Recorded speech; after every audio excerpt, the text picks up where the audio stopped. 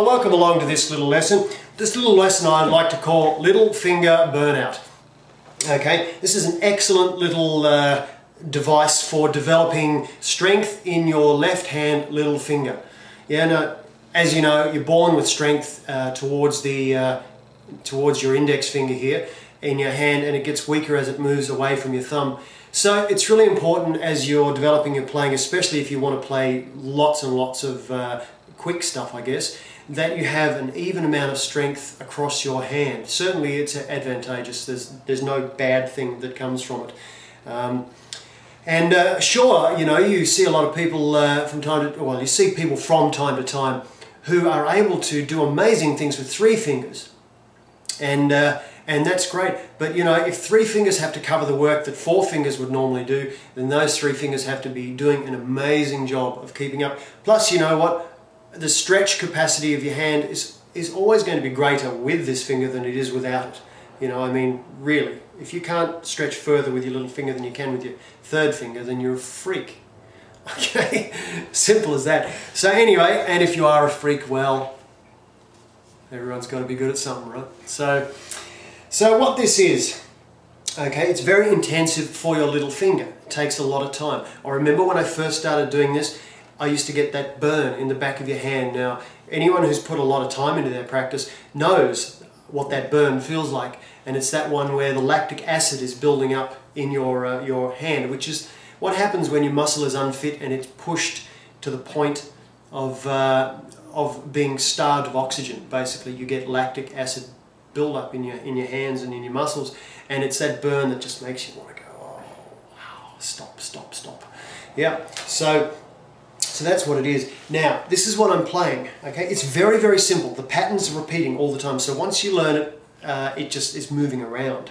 But that doesn't necessarily make it easy. It just helps you learn it, right? Okay, so what I'm doing, I'm starting on the 19th fret with my little finger. That is a B note, and I'm pulling it off to a G note on the high E string. That's the 15th fret. Moving across to the B string, playing the 19th fret with my little finger. It's the same shape. It's very much like a blues scale start, right? So if you know the blues scale, this should be pretty straightforward for you. And then I'm going over here, I'm playing the F sharp, which is the 19th fret, and I'm pulling it off to the D, which is the 15th fret, and I'm hammering back the F sharp and putting the D, pulling off to the D again, so I've got this.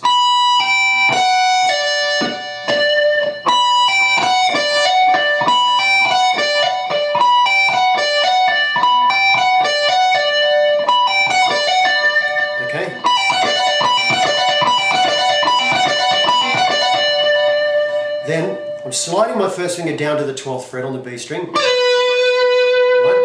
and scratching my leg because it's itchy. Then I'm putting my little finger on the 15th fret on the B string, okay, that's the D, and I'm going first finger on the high E string, 12th fret, that's an E, and hammer on the G on the high E string, which is the 15th fret, pull it off to the E and hammer it back on. Okay, so you get this.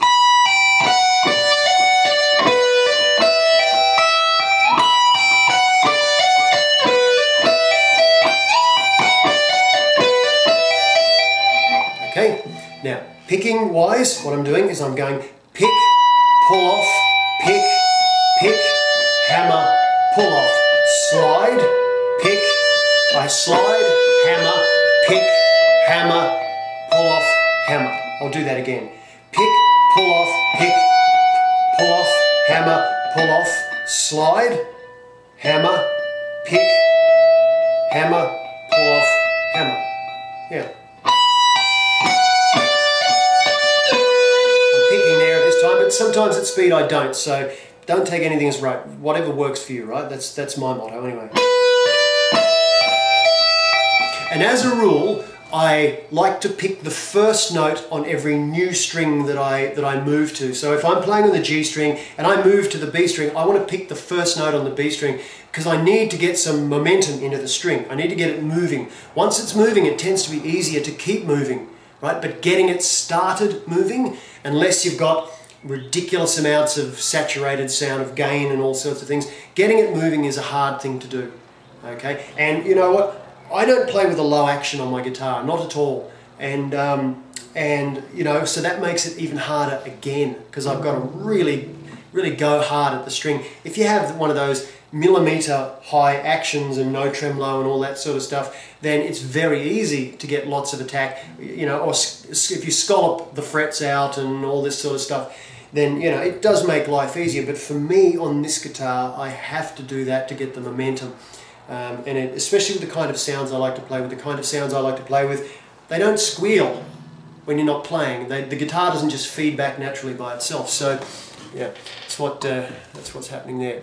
Now I'm moving the whole thing down, right? So I'm going down here, and I'm repeating the entire process on the 12th fret, 8th fret, 12th fret, 8th fret, 5th fret, 8th fret, 5th fret, 8th fret. So I'm doing B, so E, C, B, G, B, G, E, G, A, C, A, C. So I'm going like this.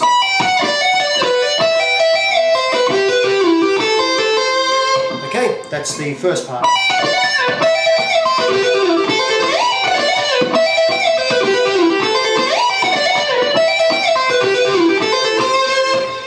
Now, what I do is I simply repeat that exact fingering pattern a whole step down, starting a whole step down from where I began. So instead of starting on the B, I'm starting on the A.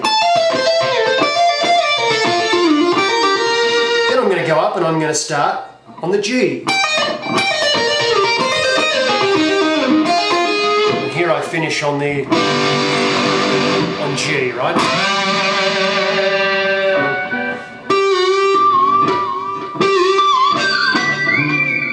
Yeah, so I finish on the G, which can be either G here, which can be G and D, right? Could be open. Might do some little thing there, or whatever, right? And yeah, and that's all I'm doing. If you wanted to know what I was playing over, it would be, I would consider it to be E minor, C, D minor, that would be B flat, this would be C minor, this would be A flat, and this would be G.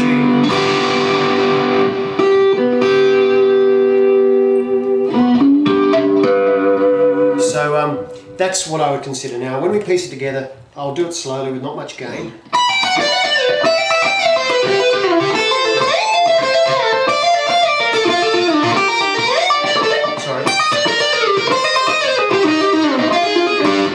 I'm human, and a good thing too.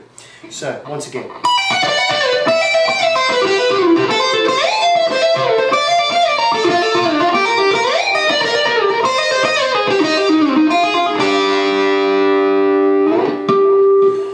Okay, spin up once again, sounds like this.